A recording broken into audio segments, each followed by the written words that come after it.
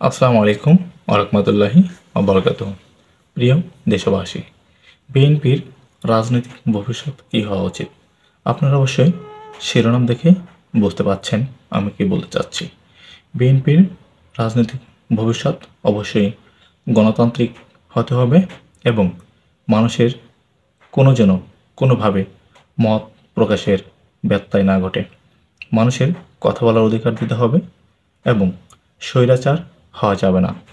পৃথিবীতে যত স্বৈরশাসক এসেছেন তারা একটা সময় কিন্তু চলে গেছেন একদম নিচুতে, তারা আর উঠে দাঁড়াতে পারেনি।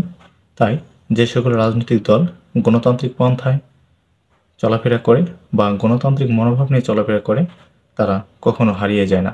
তাই বিএনপির রাজনৈতিক ভবিষ্যৎ হওয়া উচিত গণতান্ত্রিক।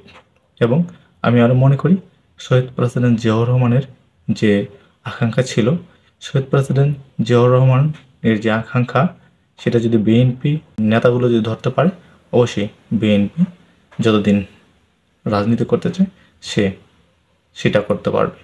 এই বলে আমার সংক্ষিপ্ত আলোচনা শেষ করছি। আসসালামু আলাইকুম ওয়া রাহমাতুল্লাহি ওয়া বারাকাতুহু।